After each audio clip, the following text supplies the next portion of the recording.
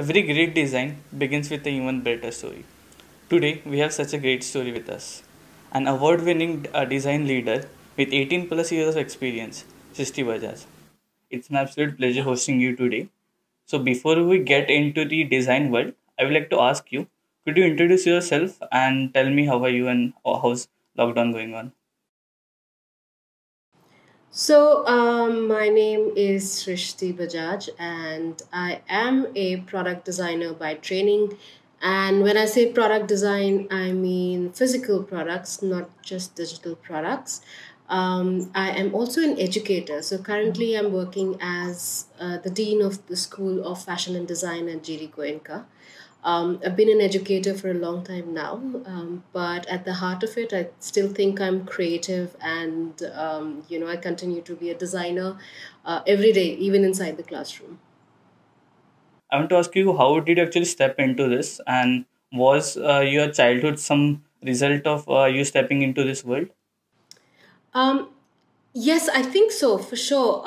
I was always a very sort of independent person. Like I didn't have a lot of friends. I was always in my own kind of imaginary world. So I remember I used to, put up furniture and imagine that I'm sitting on a boat sailing away somewhere to a new adventure. So I think my imagination was always very, very vivid. And I would always create these new worlds where I would go to and imagine new things I was doing. And also, I was very good at sketching. I think because I was sort of a quiet child, which a lot of people who know me now would disagree with. But at that point in time, I think I was so happy in my own world. And I think sketching was a great way to kind of observe things around me and put them on paper and, color things out. And I think that kind of sort of very clearly put me on the path to some kind of creative endeavor. That's wonderful. And you have actually done your accessory design from NIFT, and then you went on doing your product design from RCA. And after, as a result of that, you are an award winning leader with 18 plus years of experience. So, could you just quickly run us through this journey? How has this been for you?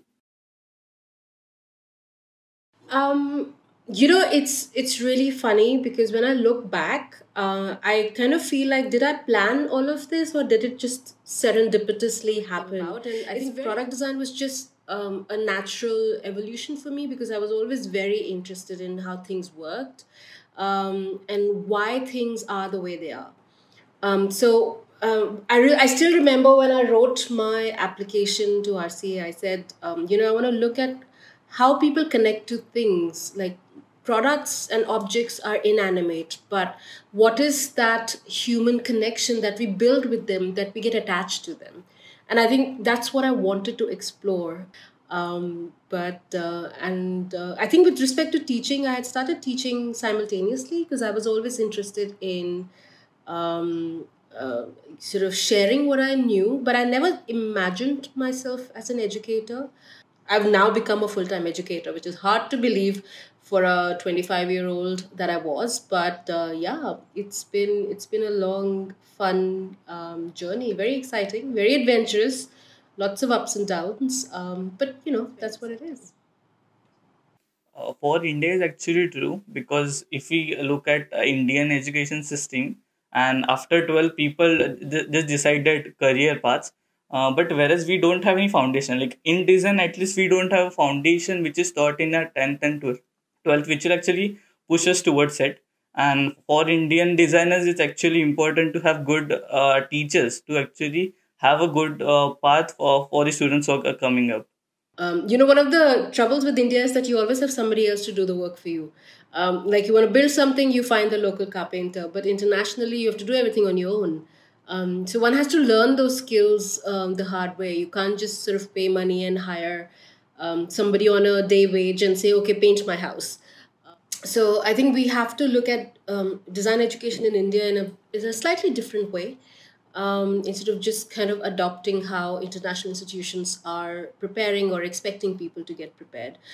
So it's important to take the thinking, but still have a very strong understanding of the pragmatism of being in India. I think that's very important.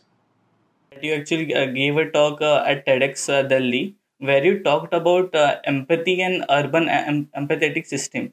So could you brief us about it and tell more how it's actually important for a designer to cultivate? Thank you for that question. I think it's very, very important that we as individuals, not just designers, have a sense of empathy with ourselves, with the people we are surrounded with, and also systems beyond individuals. So, do you have do you have sympathy with the immediate environment you're in? Empathy is truly about walking in somebody's shoes. So, if somebody is going through something, do you have the ability to connect with them and truly understand what is happening? For one to have long term solutions, we need to go beyond just the superficial. We need to understand what is the behavior that prompts somebody to throw garbage on the street. What is the behavior, or what is the mindset rather, that makes it much harder to implement changes in a country like India? So one needs to really understand what goes on instead of just assuming certain things, or philosophizing without really understanding the real reason, the root cause of something. In design, when you do design research, there is this tool called the 5 Ws and 1 H. I don't know if you're familiar with it, but it talks about when, what, how. Sorry, how comes later, but when, what, why, where, when, and how. So that's a great tool to use to understand what's going on, and go from a space of empathy, go from a space that you really want to understand what's going on, instead of putting your own bias of how things are going to be, or what somebody is going to say, or why somebody says this. Go with an open mind and try to understand what's really going on. I'll give you an example of this. I often quote this example to my students, and I was doing a research project, and I was interviewing this gentleman who was basically a volunteer worker in a local self help group. I mean, this gentleman probably earns like 15,000 rupees a month, so not a very, very high income package. And they live in a small apartment in JJ, what used to be the JJ colony.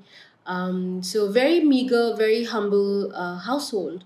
And when I was interviewing him, he was very proud of the fact that he had bought something for his older brother who had actually helped put him through college. And I wanted to see what is it that he had got. And he takes out this box of Salvatore Ferragamo shoe. And I was absolutely surprised. I'm like, how did this gentleman find a way to buy a Ferragamo shoe? I mean, I would think twice before investing in such an expensive shoe. And he had actually collected money, because there is that sense of connection with family, and how Indian culture really is. You respect your elders, and you repay in kind in some sense. So, those nuances of India, that if I were to just look at the shoe and assume this person, I would simply, come away with the fact, oh, he must have saved money. But what prompted him to do all of that was a far richer story and much more meaningful as a connection. It'll be hard for somebody looking outside in without really sort of digging deeper to understand what happened and why somebody would do that. So, those nuances are important to discover, and I think empathy is a great way of doing it. I'll give you an example of this company that I discovered, and they're doing amazing work. It's called Vadvani AI, which are based out of Bangalore. So while they are a AI, which is artificial intelligence company, they have a lot of designers working for them. So designers for doing research, designers for coming up with solutions. So I think there's real interest and there's real opportunity in some of these transdisciplinary fields to come together and try and tackle some of the wicked problems of India. So there, I would like to see a lot more designers working, and I think we definitely need a public-private partnership for this. We need the governments to come together with private designers and studios and agencies, and try and find solutions that are not just bottom of the pyramid, but urban, and they're also relevant and long lasting and well designed. As a student, when he transforms from being a student to being actually a designer in the world, there are much more challenges which he faces, like right from dealing with the clients, time management, when to say no, how to actually pick a right projects. So how would you advise those students on this topic? You've actually picked a very important aspect because a lot of students struggle with it. I think the transition from being in the safe space of a college or a design institute to suddenly being having responsibility thrust on you, where a decision that you make can have an impact on a client's bottom line. I mean, that's a big responsibility to shoulder. Um, and I always advise my students that even when you're in college, don't think of yourself as a student, think of yourself as a young professional. So every day counts. I mean, there's a reason why design doesn't have books, is because you have to do the work every day. If you are able to do that, then transitioning into the professional world is not that difficult, because every design institute is a 9 to 5, literally. It's meant to ape the professional work environment. I've worked long enough to know that you can get great ideas on demand. You just need to know how to get there. Not all of them will be the best idea you've ever had, but it's better, as they say in design, to make fast, fail quickly, and then revisit and redesign. Designers can tend to get into an endless loop. So one has to know when you've reached a point where you have a fairly decent product that can launch. There is no perfect product, so knowing that is very, very important. The client knows it, your boss knows it. I think it's just for the designers to realize that it doesn't work like that. But it is important to get the product out there so that you can get real feedback. To your question about how to work with clients, I think this is my solution. Work with your clients. Don't assume that what they're saying is nonsense or they don't understand about design. What they do understand is the market. Okay. The intent is not to have them as a designer. The intent is to take from them what they have to offer. What insights then they provide you for your project to make it better? Thank you so much, ma'am, for coming on our show. It was my pleasure hosting you today, and it was a lovely conversation. Congratulations to all of you who made it till the end. Thank you for listening to this episode, and I really hope you liked it. You can find us on Instagram or our website by the name arttown.store.